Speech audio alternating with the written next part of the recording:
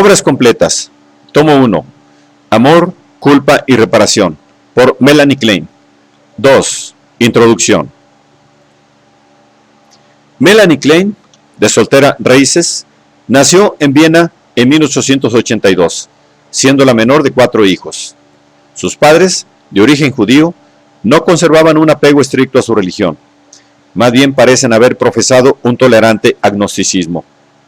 Hay pruebas de que los niños heredaron de ambas ramas de la familia su considerable capacidad, y sin duda el ambiente en que crecieron era marcadamente intelectual. Pero lo más importante en los recuerdos de Melanie Klein era la armonía que reinaba en su hogar, los fuertes lazos de afecto que unían a todos sus miembros. No dejó de padecer, con todo, periodos de honda aflicción. Primero por la muerte de su hermana más querida y luego por la de su hermano mayor, a quien admiraba enormemente. Años más tarde, la tragedia volvió a golpearla cuando uno de sus hijos, ya adulto, se mató en un accidente de alpinismo. En cuanto al punto de partida de su vida profesional, debemos señalar que a los 14 años Melanie Klein concibió su deseo de estudiar medicina y con ayuda de su hermano aprendió en poco tiempo suficiente latín y griego como para ser admitida en el gimnasio. Sus posibilidades de seguir la carrera de medicina se desvanecieron, sin embargo, cuando a los 17 años formalizó su compromiso matrimonial. Se casó 4 años después, en 1903, y a su debido tiempo se convirtió en la madre de 3 niños. Solo en tiempos de la Primera Guerra Mundial pudo proseguir, aunque bajo nueva forma, su interrumpida carrera. Por casualidad llegó a sus manos un libro de Freud, y al leerlo sintió que le aportaba algo que de un modo vago ella venía buscando desde siempre. Residía entonces en Budapest y tuvo la oportunidad de iniciar un análisis con Ferenczi, quien la alentó a especializarse en el psicoanálisis de niños. Y antes del fin de la guerra ya había comenzado a hacerlo, siempre en Budapest. En aquella época, el análisis de niños pequeños, si se exceptúa el de Juanito, que realizó Freud, algunos trabajos preliminares de la doctora Hugh Helmut, era un territorio desconocido, en el que poco después se internaría también, aunque siguiendo una dirección un tanto diferente, Anna Freud. Después de la guerra, en 1921, Melanie Klein se trasladó a Berlín, invitada por Karl Abraham, para proseguir ahí su trabajo con niños, y pronto introdujo en el análisis nuevos e importantes conceptos. Sus innovaciones recibieron el apoyo de Abraham, quien fue también su analista, desde comienzos de 1924 hasta su prematura muerte, ocurrida en 1925. Mientras ella estaba en Berlín y su esposo en Suecia, se produjo la ruptura definitiva de su matrimonio, no demasiado venturoso. En 1926 se trasladó a Londres, accediendo a una invitación de Ernst Jones, quien le brindó un valioso apoyo. Se radicó en esa ciudad y gradualmente fue dando cabida en su clientela a una proporción cada vez mayor de adultos, en especial analistas en formación, hasta el momento de su muerte acaecida en 1960. Es interesante señalar que, como Freud y muchos otros, Melanie Klein practicó el autoanálisis, de modo que las obras que publicó fueron casi con seguridad el resultado de las observaciones analíticas que llevó a cabo tanto en sus pacientes como en sí misma, confrontadas unas con otras.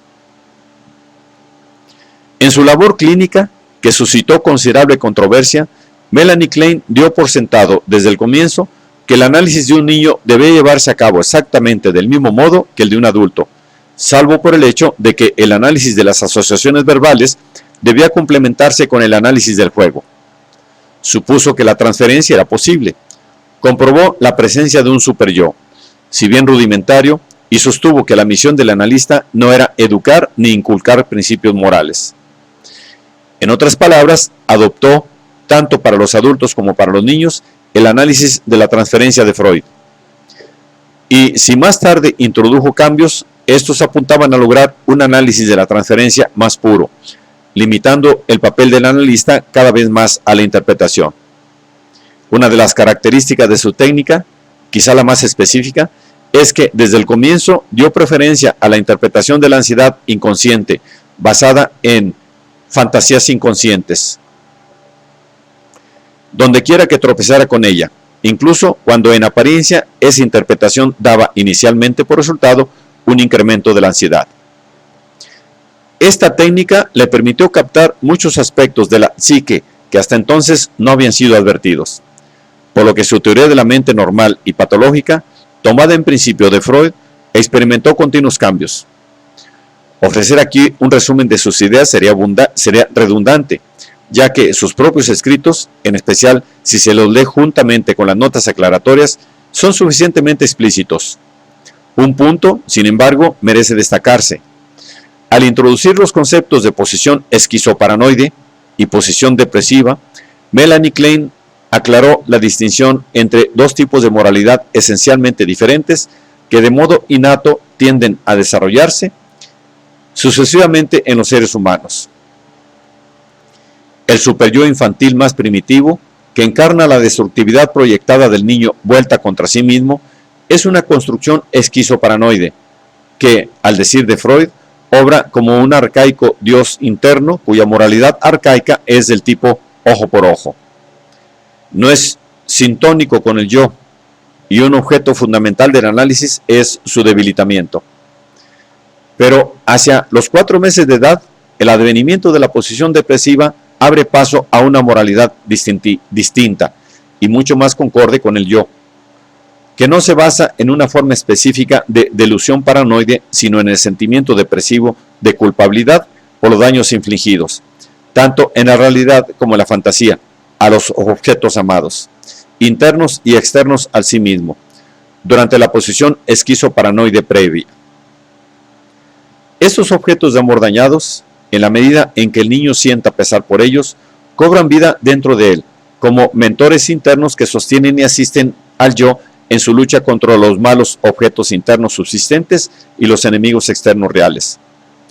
No es cierto que Melanie Klein recurriera a algún tipo de presión moral para favorecer esta última clase de moralidad en sus pacientes, pero sí lo es que intentaba poner al descubierto las delusiones que dan origen a la moralidad arcaica, así como a variadas formas de defensa maníaca contra la culpabilidad persecutoria o depresiva.